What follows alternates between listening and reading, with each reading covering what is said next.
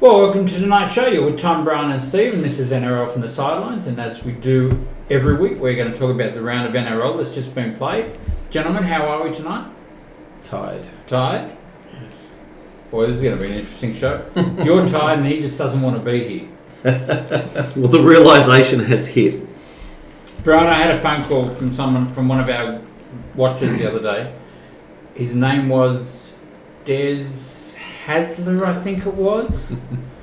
He rang to apologise. He wanted to say that they really didn't mean to play as badly and they'll do better next time for you. And yes, okay? he's following your lead and getting Albert Hopewadi to play. That's right. You said it, he's doing it. No, Albert Hopewadi's on the extended reserves bench. But he's back. 10 days ago, you sent him off to the Warriors and he's back.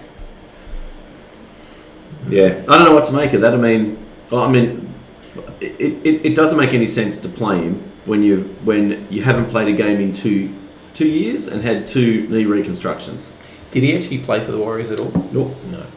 And so it kind of doesn't make sense that you put someone in first grade with that little experience. But when your club is getting beaten by 40 points, I guess you've got to make a change. Don't preempt. People don't know what's going on yet. They don't? Is this the only thing they want through the whole week? Don't they come to us, what would you call us, the fount of all knowledge or something? The font of all knowledge. That's what you would call us. Oh my goodness. 3 wise men. Yeah, they're the other blokes. All right, we need to change this one around. All right, let's talk about round 15, gentlemen. Exciting round it was. It was some interesting results. So we're not going to talk about current affairs stuff until later? Well, if you've got a current affairs stuff, you can bring it up. It's an obvious one. Well, what's the obvious one? What's the obvious Will Hopewadi coming back? I know. Anthony Seibold. Oh, Anthony Seibold. Well, okay. You want to talk about Anthony Seibold? No, I don't. No, you do. Well, you brought it up. Bring it up. Well, Anthony Seibold has quit the club finally. He has. I don't know what his payout is, but usually the journos know. But it'll be more than $1 million. And well, they're saying it's $1 million. Well, he rejected $1 million, so you'd imagine it'd be more than that because he was basically owed about 2.6. Yeah. And he was never going to get that. Why not? He signed a contract for that. Well, he jumped before he got pushed. Basically. Well, no, they've offered him a way out. Yeah, So, I would have dug my heels. But they've done it somewhat gracefully because he could have just waited to the end of the season. They would have said, "Sorry, you're gone." Exactly. And everybody knows what's really happening. But I suppose on his CV he can say that he came to an agreement with the club rather than being tapped on the shoulder. So It's I feel for him. Absolutely. He went there with high expectations. He did the dirty on South, but at the end of the day, I'm over that. But I wished he had more success, and he should have had a lot more success than what you would have expected. So, but then he cleared out all the experienced players, which in retrospect was a crazy idea. Yeah. And the other one is Pangai Jr. That he's got some nerve, I tell you, going to the NRL and claiming about these third-party deals, which apparently haven't been registered with the NRL. Well, and so that's there could the be issue. all kinds of stuff going on. That's interesting. I know what you're thinking. What? What am I thinking? I'm just thinking it's about time one of the big clubs got caught. Yeah. I mean, we know Melbourne was stripped of points, how many years ago was that now? So it's the Eagles, by the way. Yes, yeah, no. Manly copped a $350,000 2 year, 2 years, $350,000 a year for payments to Kieran Foran. Yep. But, quite simply, we as fans, put your fingers in your ears, Tom. He's not a fan? No. All know that, we all sincerely believe that there are clubs that are doing this. Yeah. And, the big clubs just keep rolling on. Well, and obviously there is a massive disparity in talent and in depth. And when those kind of things happen, and you're one of the clubs that are really struggling with depth. Look, for example, Manly's first 17 roster is good. You put one hole in that, and all of a sudden it is not a little hole. It is a gaping hole. Sure. So I think I'm glad that clubs have that if somebody has informed on the club. It is a hide, I must admit, because I bet you he was a receiver. We've talked before about third-party agreements should be registered and should be capped. There should only be a certain. You think they should be capped? Well, I do, and I think this is an obvious reason why. You know, we've got people saying, like yourself, that clubs take advantage of that. Some of the richer I wish you wouldn't clubs point your hand at me when you say that. Some of the clubs, you know, I'm not pointing at you, Tom, I'm pointing behind you. they take advantage of that, and because they can afford to. Whereas some of the other clubs who can't afford to don't get those same advantages. And honestly, I think they should be. I think it should be very transparent. I don't think we need to know, but like as I've said before, like I personally, I don't care whether I know or not. But you know, we've got a tax department that's set up to catch fraud. Are you telling me that they don't know what these players earn? Of course they do. If you had transparent salaries, then you were going to be much closer to transparency, to the truth. Really, I mean. Well, but that's what it should be. That's right. I mean, I don't care what a player earns. I don't want to know the figure. I just want to know there's parity between all the clubs, so that they can say, well, okay, this is fair. I mean, but you're not going to know that unless you know what their salaries are. Honestly. I want the NRL to know. I couldn't care less. Yep. I trust the NRL to know. Well, that's what's happening now, though. Theoretically. Theoretically it is. Yeah, that's right. Until this kind of stuff comes out. Yeah. Theoretically. That's it. Okay. Anyway, all right. Let's continue on. Yeah, you've had your wine. I thought you started it. I did. I didn't bring it up. But you know, I knew what was coming, so I just thought if you feel better. I wasn't going to bring it up. Feel better. I hadn't actually read that. I'm very glad. The interesting thing is I brought it up about the Broncos, and then you turned it to my team. Excuse me. Children, can we get back to the show, please? There were people watching who are more interested than watching you squabble. Pick up your toys. Yes. Okay, let's go to Parramatta on Thursday night. Parramatta beat the Storm 14-0. What scoreline did you predict, Steve? I think I predicted a 14-0 to Parramatta, something like that. No, I predicted Melbourne by about 12. Wow. Tom, did you pick Parramatta? I did pick Parramatta. Right, this is the only game I'm going to do this for, just so you know. And who'd you tip? Oh, I tipped Parramatta. Yeah. Yes, you both tipped Parramatta. But you know, on the face of it, 14-0 looks like a very good victory to the Eels over the Storm. Yep. But when you delve deeper, I don't think it was a great performance. No, well, it wasn't a great performance by either club. No. Well, that's what's like. I know that you disagree, but you're old school. The game's moved on. Enough of the old. Thank you. Two tries to win a game by 2 tries is actually it's nothing. That can happen in a minute and a half. Yeah. Like that scoreline is. I don't think it flatters either team. Well, I think it flatters the Storm in the sense that even though they didn't score any points, I think in the second half it was 2-0. I think something like that. The defence held up in the end. Were you impressed with Parramatta though? Nope. No. Could you say, gosh, they beat Melbourne, that was an impressive performance? No. They are contenders for the premiership. I can tell you what was impressive: Melbourne's defence. Parramatta actually threw a lot at them, and there was at one point, I can't remember who made the break. Parramatta had made a huge break straight down the middle of the field, and let me just tell you, when they went to the wide shot, there was the bloke who was tackled, the bloke who he was about to play the ball to, so the dummy half, and one Parramatta player, and there were like 8 Melbourne Storm defenders in line waiting. Yeah, I just thought, very well. Let me tell you, that was at that point. It twigged what a good defensive side the Storm are. But you know what also made me think that they were off? I don't know how many times Melbourne got caught with the ball on the 6th tackle. Whereas normally they'd get it away. And admittedly, it was on the Parramatta's line most times, but it's like there was no one who was prepared to put an attacking kick in or... Well, all the bread and butter stuff was still there, all the hit-ups, or their backs were there. What was missing was their 5th tackle option. Well, you've got to and their creativity out the middle. Well, they did lose their 9-6-7 out of the game. Exactly right. And that's what you're talking about. Like I said, you lose 3 of your spine and you're stuffed. Yeah. Okay. And you know what? And just so you know, I actually don't think that's a bad tactic. on the last tackle. Times for them, though. On the last tackle, if you've not got the opportunity to get a kick away, but you force it, it goes dead in goal. All of a sudden, the opposition starts with a seven tackle restart. Better to start 1 metre out, if you ask me. Yeah. I'm happy with the tactic. With one less to tackle. Yeah. Let's talk about the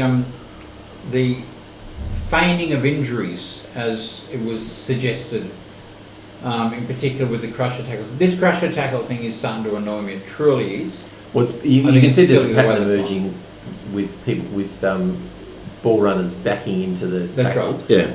And look, I don't have a strong opinion about it because I think some of them are fairly innocuous and some of them are quite nasty. And it's hard to tell who's at fault sometimes. I think if you fall on someone, if you lift and drop, that's where the penalty should be. Absolutely. I think if someone backs into you and that's the position, yep. It's really hard to say because now I think Bellamy's right. You're now going to have players play for this. Well, I mean, we saw a couple of weeks ago Nathan Brown at Parramatta. He went down. Jumped and up. As soon as the penalty was given, he was jumped up. He sprang to his feet. He did. Yeah, and that's not a good look for the game. Can I ask about the two big shots, one from Nelson and one from Niokore? Now, as I understand, I think Niokore is getting a couple of weeks. I didn't hear anything about Nelson's. I don't think Nelson has been charged Because there wasn't anything I in it. I thought that was the worst hit. I think he led with his shoulder. Just so you're out there, just anyone out there, we've already argued about this, or maybe not Tom because he was watching the game and when Steve and I were arguing. Look, the guy's a giant. I can't. If somebody runs into his shoulder while he's making a tackle, you can't hold it against him. No, he That's led with his all shoulder. it was. He led with his shoulder. I am not a fan of Melbourne or their tactics or any of their players except for Cameron Munster, who I do like. There was nothing in that. So Nelson's a monster, we agree. Yeah. So a smaller guy runs at him and he accidentally puts his arm out and collars him. You're saying that is not what happened. He hit him with his shoulder. He led with his shoulder. He was tackling the guy and his head. Please. No, 100% disagree. That was a big hit. And just so you know, the review committee all agrees with me, so these guys don't know what they're talking about. Let's go on to Panthers Stadium on Friday night where the Panthers beat the Sharks 38-12 and are now won 11 in a row. 10 in a row. Yep. How good's that? Pretty good. Yeah, it's great. Come on! You're full of anger and hate, Tom. No, not full of anger and hate. I'm just I'm indifferent. Say something nice about the Panthers. Yeah, go on. I like black. What? I like black. He likes Blake. Blake who? I like black. They wear black. They were impressive. Yeah. I didn't think the sad thing is when you watch a game like that and the team that gets beaten by 24 points, 26 points, I didn't think they played particularly poorly. No. They just couldn't get in the game. I think Penrith, look, I've been death riding them all season. I think I have now say that they're the real deal. Oh, look, I mean, they've got a plan now to have no points scored against in the first 20 minutes. That's their goal. So they work really, really hard on their defence for the first 20 minutes and basically starve the opposition of opportunities. And it's working for them. And then once the team's frustrated, then they'll run over the top of them, and it's working for them. What I do like, and I really don't like doing comparisons with previous years, but I will. Back in 2014 when Souths won the grand final, just wait. The one thing that people kept commenting on was as soon as South scored, all the team would run in and they'd all celebrate that try. Yeah. Penrith, you watch them, Penrith are doing exactly the same thing. It doesn't matter where they are on the field, they'll all run in and celebrate. And I think that's fabulous. I love seeing that. That's a sign of a team with belief. Yes, that's right. And they interviewed Isaiah Yeo on the TV the other night, and he just said that there's such a good spirit in the team at training. They turn up just feeling happy about where they're at, enjoying everything they're doing, and not that a lot of clubs don't do that, but he just said there's a really good spirit in the club, and good luck to them. That's all I can say. Yep. Okay, let's go on to Suncorp Stadium where the Dragons beat the Broncos 28-24. No, it wasn't the Broncos. What? Sorry? Hang on. This might... it keeps flipping to next week, so I apologise. You are right. Can we... We got that. Yeah. Now look, round cut that 15's out missed. Round 15's disappeared. Yes, this was a game that I thought the Dragons should have went on with, but they just couldn't get away. They score. It was just backwards and forwards. Yeah. It was a good old-fashioned game of football. I don't think either team was particularly impressive, but you take a win any day of the week right now. Broncos were, I think, better. I think they were definitely better. Yep. I mean, they both had very good completion rates, 86 to the Broncos and 88 to Dragons. Mm-hmm. Oh, there was nothing wrong with the way that the As a Broncos game, played. yeah. It was just... It never reached any great heights. No one could put anyone away. Yeah. Zach Lomax was exceptional again. Yeah, he's got to be polling well on the Dalians. He's there wouldn't be too many people in his club polling a lot of it. He's just getting better and better, honestly. He looks fantastic now that he's settled in the centres and they're not moving him around to fullback and wing and everywhere else. So, and he's combining well with Ravaloa. Yep. Yeah. Katoni Staggs is a machine. I hope he wants to leave and come to Manly. What a great try that was. Oh, yeah. Yep. That was a great individual try. Yeah. And he's a New South Welshman. Yep. Isn't that good? Even Norman had a good game. Yeah. Corey Norman's had his first good game for the Dragons in about 3 years. I know, but I'm just saying he had a good game. Yeah. Look, I mean, the game never rose to any great heights, but it was okay. I thought the Broncos were going to win it. Well, I think if you're the Broncos, then you would have taken a lot of encouragement out of that game, I think. Maybe. Really? Oh, yeah, absolutely. I mean, with all due respect to Barrett, you beat the Dragons. No, but you scored 24 points, and you stayed with the opposition, and that's something they just haven't been able to do. No, they had a much better second half than they've had of their second halves of the last 4 or 5 weeks. That's for sure. Yeah, and a lot. The one thing the Broncos have been doing is something that that my club's been doing is giving away a lot of ruck infringements, and they didn't. They simply. They did last Saturday night. No, the Broncos. Yeah, I know. But 4. your club, yeah. No, we're not talking about my club yet. I mean, 4, and they've been getting caned. They've been so slow off the play the ball. Yeah. And obviously the stand-in coach has rectified that. Yep. So yes. Okay. Well done, Dragons. So far I'm running 3 from 3 in the footy tipping comp. Then how did you go when at Seibold Super Stadium where the Raiders beat the Titans 36-16? Yes. I was 4 from 4. They're just getting the job done at the Raiders. They are. We're not playing fantastic opposition, but they've won some important games this year, and they just seem they're hanging in there in 5th spot, just waiting for the Roosters to founder, I think, and try to grab that 4th spot, I think. Yeah, I mean, Ricky Stewart came out 2 weeks ago and said, he's waiting for the attack to click. Yeah. I don't know. I thought the Titans were good. I thought they were good in defence, and they frustrated the Raiders in patches. But the Raiders just kept coming. But the Gold Coast only had 42% of possession. Yeah. I mean, the Raiders just starved them with the ball. Absolutely. I thought, I didn't see anything wrong with the Raiders. I think they're probably coming into form at the right part of the season, despite their injuries. What about Usain Papali? Yes, that was an impressive chase. It was. It was just desire, wasn't it? I mean, he looked like he was blowing as he was running, but just to get that ankle tap, that does a lot for your team. He was certainly blowing afterwards because he couldn't move afterwards. Good on him. Struggling. Yep. It's the little things, the little effort things that the Raiders are doing well. Yeah. So, hats off. AJ Brimstone was again brilliant in defeat. Brimstone. Yeah. Stone's better. Brimstone. Yeah. Maybe ask him what he'd like to be called. Maybe he wants to be called by his name. Hey, AJ. Doesn't bother me. Alex. We'll call him AJ. So let's go on to Leichhardt Oval where the Roosters beat the Tigers 38-16. And the poor old Tigers never really looked like they were in the game. Yeah. There was a 15-minute period after half time where they showed a lot of intent and they showed what they can do. They just can't do it for very long. Is the problem. The Roosters. Look, I was getting nervous there. We were sitting at your game, waiting for your game. I was getting a fraction nervous at 20-12. Yeah.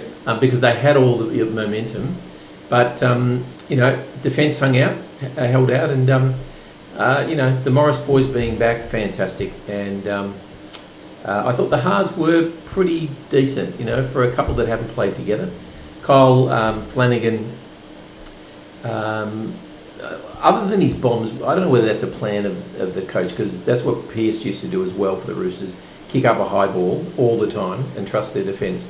Other than that, I thought his passing was really good. He ran at the line. That was one of the things that they criticised him about, not taking on the line. So that was good. And yeah, I mean, the usual suspects were great. Jared, Siwa, the Morrises. I mean, the stats show that the Roosters only had 43% possession. Yeah, I mean, and they scored 38 points. Absolutely. Yep. And we completed better than we usually do. So 80%. Yeah. So look, I mean, I'm encouraged because we're starting seemingly to turn the corner of injuries, and we've been able to hang in there and win a few games. I mean, albeit not against high opposition, but we've been winning games to stay in fourth position, and that's I'm encouraged. So give us your opinion on the retirement. Mitch Orbison? Mitch Orbison. Yeah, look, it was a toss up anyway whether he was going to retire or not, and I think it's a good decision because I think he's a club man and he's a team first man. Yeah. And you've got to admire that because he could have hung around for another season, but I started to notice that he was just off the pace a little bit this year. Yeah.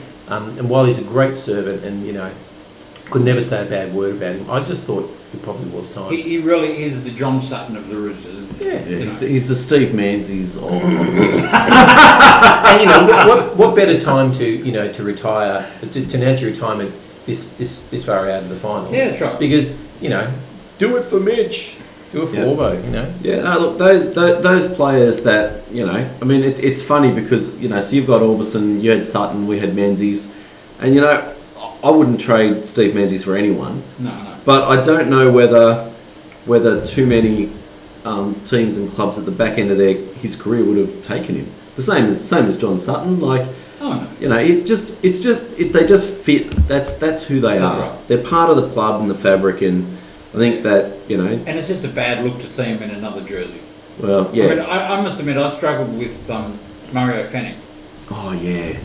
Leaving to go to North Sydney and then Gold Coast. Chargers. Gold Coast was it? Yeah. Southeast Queensland. Crushers. Chargers. Yeah, whatever it was. Yeah. But I really struggled with that because that looked so unnatural. Yep. For Mario to be in a different jersey. Oh yeah, look, it's the same as when Paul Vaughton went and had a swan song Euro, a couple of years over at East, and Desi went to the Tigers. It was just. You didn't know that Desi went to the Tigers. Oh, sorry, Wes. Oh, okay. Yeah. Sorry. Yeah, it just I don't think that's helpful. And you've got, and just where I run that, you've got Cameron Smith, who I don't know why. I get why Melbourne would let him go because they've got great talent coming through. But, geez, Cameron Smith playing it like the Broncos or the Titans. Yeah, I know. Yeah. Well, it's going to be different. Yeah. I don't know. I don't know how you fix that because they'll lose Brandon Smith or Harry Grant if Cameron Smith stays. Yeah. And if you're one of those guys, you just don't want to hang around another couple of years while he decides to retire. As good as he is, it isn't worth hanging on to Cameron Smith and losing either of those blokes. Really, they're the future. They're the future of your club. Oh, but wouldn't you just play him off the bench and have him come in and fill in at halfback or 5'8" or fullback if he wants to? Yeah. Oh, you mean for the Melbourne Storm? You'd find a place for him. So let's go on to ANZ Stadium, where the Rabbitohs beat the Manly Sea Ducks, which is I think what they were, 56-16, 38-0 at half time. We were stunned. Yeah. We were sitting there. Well, we were all sitting there watching that game, and we were just stunned. Yep. At that result. I was just cold. I can tell you. I'll tell you out there, everyone. Steve was very nice to me. I was very nice to him. On the way back, in particular. Yeah, on the way back in particular, because I would have got out and walked. He was cheering inside. Oh, I was very happy. I went home and watched the replay straight away. It was it was strange when you go, and everybody's been there. You go to opposition home ground, you sit amongst their supporters, and you just want to win to shut them up. Yeah. And South supporters are up there with the worst in their Excuse me. No, sorry, they're not. They are the worst. Up there with the worst with their verbal sledging. And for the first 20 minutes, we had some people around us, and even some of the Rabbitohs fans were turning around and going, and I'm going, mate, he's one of yours, not mine. Like, you know. Yeah, I wish that guy shut up too. And then there was a point where they just went quiet because there was no point abusing the ref and the players and the fans anymore. Yeah. Because it was over. You can't accuse. And let me tell you, it was 20 minutes in. I went home and I watched it and I couldn't believe what I saw. I mean, it was 8 minutes. It was 0-0. Yep. And by 25 minutes, it was something like 20-0.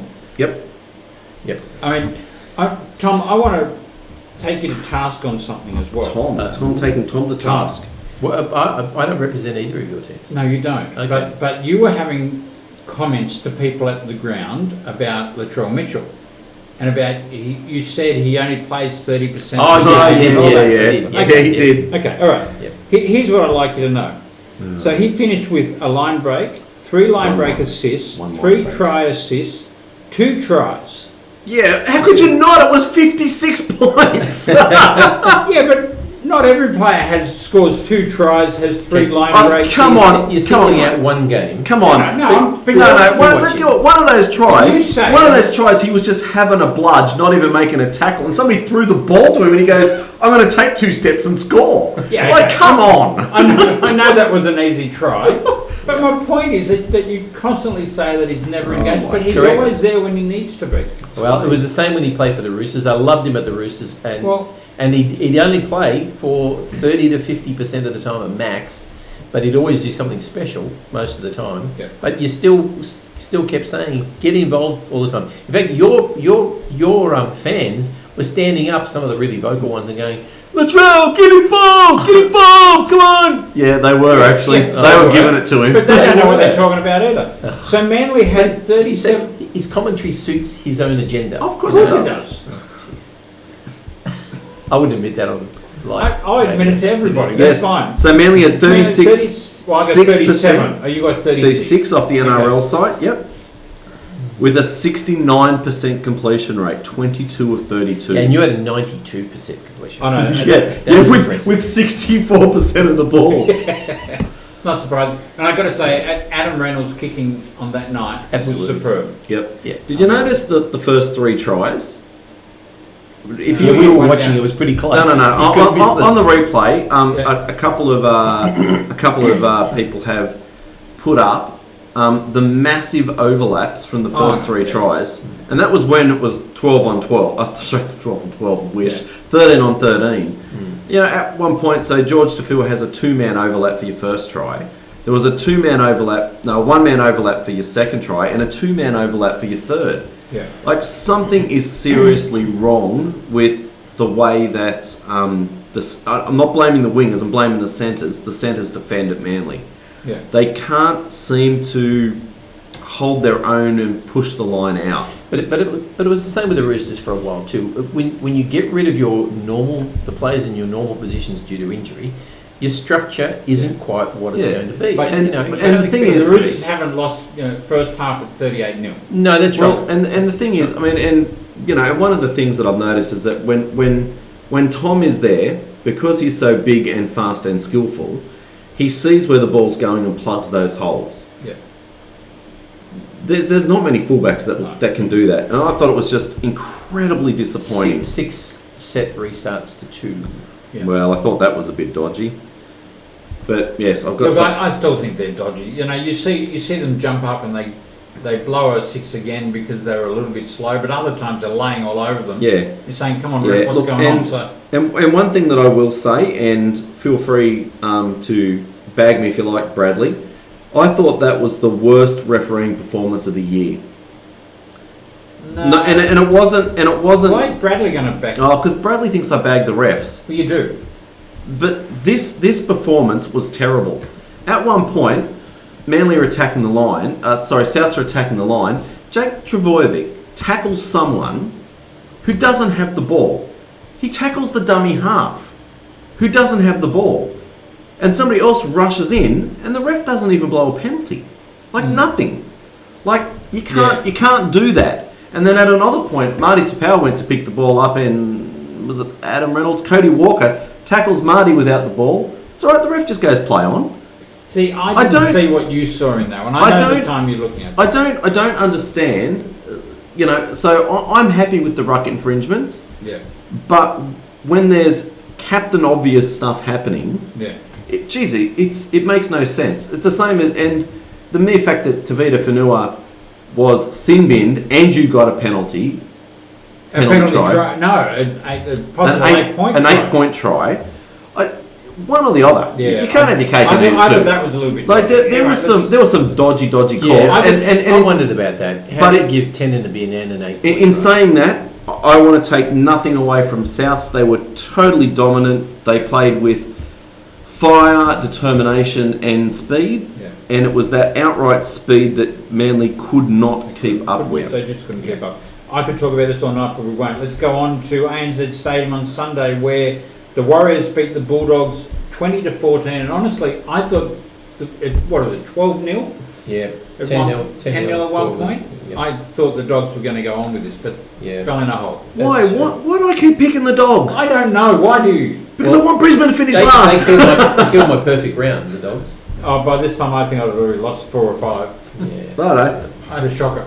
I was downhill after the Manly game. I don't know. What do you do with the Dogs? Like, they compete and they compete and they compete and they work hard, and then they fall in a heap and the opposition wins. They do seem to struggle when they come up with a bit of adversity, like the Warriors fighting back. They don't have that extra level to go to come back again. That's where they tend to hang their heads and it's over. Yeah, they're obviously lacking a bit of class. But how good's Todd Payton going? He's doing well. Yeah. Doing very well. He's still got to be favourite for the North Queensland Cowboy job, surely. Let's hope. So, yeah, anyway, I don't want to talk about that game. I don't know. The Bulldogs frustrate me. Yeah. And the Warriors frustrate me too. I wish they'd stop winning. So let's go on then, if you don't want to talk about that one. Let's go on to McDonald-Jones Stadium, where the Knights beat the Cowboys 12-0 in a game that I thought was a bit ho-hum. I thought the Knights were underwhelming. Yeah, exactly. You know, they had every chance to win. The Cowboys offered nothing. Well, they had one good game last week against Manly. Stupid Knights. Couldn't play like that, could they? No. Anyway, I'm having a whinge. And they've got more Blake Green now? Yeah, I feel so sorry for him. At 34, you'd have to think maybe career over. I would be surprised if he comes back. It's very because sad. If it's ACL, he won't back till mid next year anyway. And it throws up questions for the Knights, because they've lost all these middlemen, and they just put Mann back to hooker. He was the perfect solution once they got Blake Green. Now what are they going to do? I don't know. I don't know. Well, actually, they put Mann back to half, and they've got Phoenix Crossland coming in.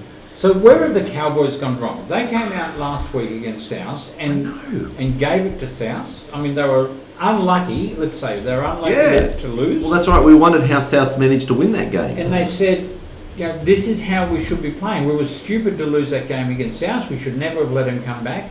And here they are come up against the Knights, and the performance was nothing like the week before. Absolutely. I know. The Knights were terrible and the Cowboys were worse. Yeah. I don't know. I don't know. You can't see the Knights being any kind of threat, honestly. No. Well, I don't know. Look, stats-wise, the game was pretty much even. It was just that the Cowboys had nothing. No. And I'll say, although you don't understand this, it's my fault. I brought Michael Morgan into my fantasy league team.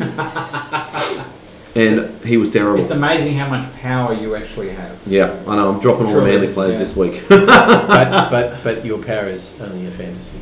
True. Yes. Okay, I'm not going to let you do the ladder No, because I know don't. you're hurting. So we'll let Tom do the ladder. Okay. In first place again, with 10 wins in a row. Well done, Panthers. That's all I'm saying. 27 points in first position. Followed by the Storm and the Eels on 24. The Mighty Battlers from Bondi in fourth on 20. Also the Raiders on 20 as well. The Knights in 6th position on 19. The Rabbitohs in 7th on 18. The Sharks in 8th position on 16 points. Then you've got 4 teams below on 12. The West Tigers, the Dragons, the Sea Eagles and the Warriors. In 13th position you have the Titans alone on 8. The Cowboys and the Broncos in 14th and 15th on 6. And the Bulldogs yet to win again on 4 points. Top 8, as far as I'm concerned, is set. There will be changes within that top 8, but I can't see any team outside of that 8 making it. Cronulla or Souths would have to go on some massive losing streak. Well, Souths have got to play Parramatta, Melbourne and Roosters in their next 5 games. Yeah. So, but you would still think they'll win 2.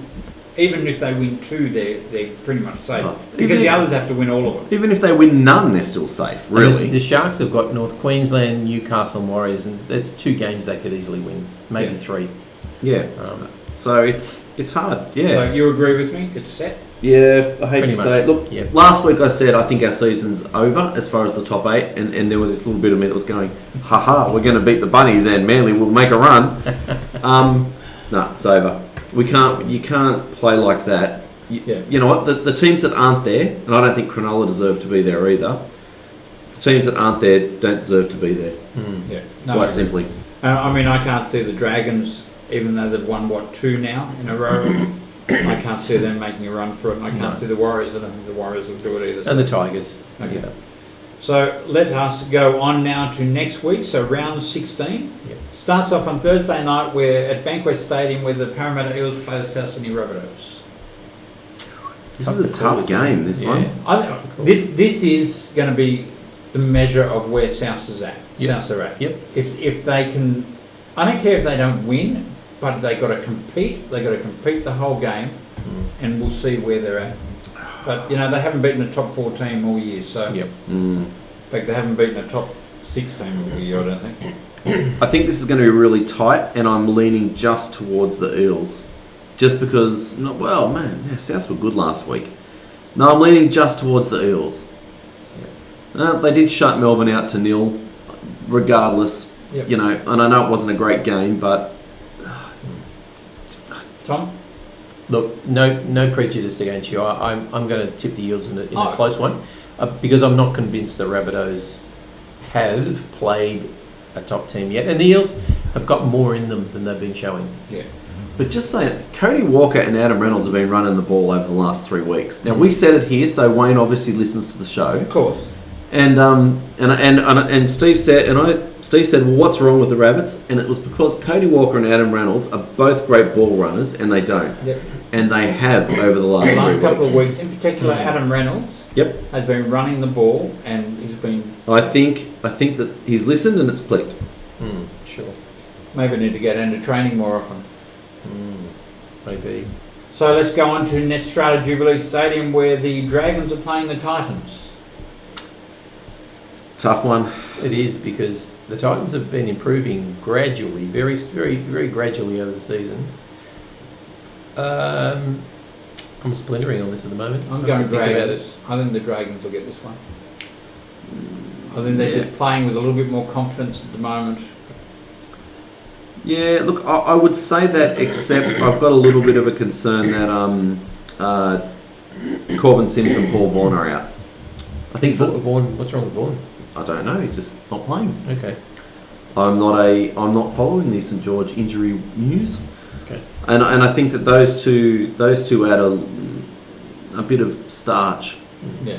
So I'm gonna go the Dragons still. Okay. Sydney Cricket Ground on Friday. Well, I want to go to Titans, but the Dragons have been playing well. Roosters and Broncos at Sydney Cricket Ground. Well, the Roosters should win this easily. They've got to Yes. be careful not to be complacent because the Broncos last week, albeit they lost against the Dragons, will have just a little more confidence to say, you know, we can play. But the Roosters should take care of them. They've got Cordner and Toops back, which is absolutely fantastic. Right? Yeah, I think one of the problems with the Broncos is that when things don't go their way, they wilt. Yeah. And the Roosters have a habit of things going their way. Yeah. So Well, Roosters, they make it happen. I didn't say that they didn't. I said that things go their way. It just sounds a little bit like, you know, they get a bit of favouritism. Children, please. I said things went their way. Okay, let's go on to Scully Not Park, defensive. Tamworth, Scully Park, Tamworth. where Warriors are playing the Knights. I think they were allowed to play out of Neither did the I. main I don't know grounds. why they're there, but I wonder. Oh, I suppose it's been posted now, isn't it? Thank goodness. See, I was wondering what they were going to do with their 5'8". Mason Lino has been named at 5'8". That guy can play Offered the Newcastle. for Newcastle. Yeah. I'm happy with that. I'm going to go the Knights. Actually, I need the Knights to win. Yeah, I Need think, the Knights. I think I'll be going the Knights. It'll be a good contest though. I actually think the Warriors might get up in this one. Yeah, you're right. You know, he asks us first to see what we're going to tip, and then he goes the other way. Yeah, usually. No, that's just not it. I'm so far down on the footy tipping competition, it doesn't matter what I pick. We'll tip against the Rabbitohs then. Well, that would just be dumb. Let's go on to Netstrata Jubilee Stadium on Saturday night, where the Sharks are playing the Cowboys. Two All right, teams let me out of say, form. Sharks will win this one. Yeah. Yep. You're going to agree? I think the Sharks will give the Sharks a false sense of security about how good they're playing. Yep. But they're playing a team that just has got no idea. Yeah, they can't seem to put it together, can they? No. Look, Val Holmes is back. You know, their back line, I don't understand. So, because people are saying that the Cowboys look older and slower. Scott Drinkwater, he's pretty handy. He's made a few mistakes lately, though. Yeah, you know, because he's under a lot of pressure. Well, the whole team is. Trying, yeah. Kyle Felch, Justin O'Neill, I don't know who Murray Tungalui is. Val Holmes, like they've actually got a bit of speed and pace and size in that back line. And they're blooding some new players too. Anyway, I'm going to go to Sharks as well. Yeah. Just so you know. Panthers Stadium has Panthers and Tigers. Does anyone give the Tigers any hope? No. At Panthers Stadium? No. Give me a margin. No. Well, I'm a little bit concerned. Well, Appy and Man, a few words. Appy and Kickow are out. Really? That won't make Appy's got an elbow probably. Mm. Yeah, what about kick out? What's he got? Oh, suspension. Oh, okay. That won't make any difference. Bad boy. I think it will make a little bit. They've got enough depth to cover, Yeah. honestly. Because they've got no, it's not Wade Egan, is it? It's Mitch Kenny is coming in at hooker. He's a useful 9. He's had a bit of experience in first grade. Yeah. And Liam Martin starts in the second row. How good's he going? Liam Martin. It's doing very well. He's killing it. Yeah. And they just re-signed him. So, Yep. Panthers? Oh, Yeah. Okay. I fear for you in this next one, Brian. Sunshine Coast Stadium, where the Storm are playing the Sea Eagles. I'm telling you, we will come back. And from win? Suncoast. Yeah, you eventually won't let you stay at the stadium. Right. You'll have to come back. So, are you saying they will win, or are you saying they'll compete? Brian? I refuse to comment. Look, you know, the sad thing, so we've lost now Moses Sully's now out as well. I don't know. And Cam's back. And Cam's back. And you've got John Hopewadi. Oh, boy, Cam and Cam are back. Oh, really? Munster and Smith. Oh, really? And you've got Hopewadi coming back into the team Well, at 18. But they'll be rusty. The Cams will be rusty. Rusty Cams. They'll be rusty Cams. Rusty Cams.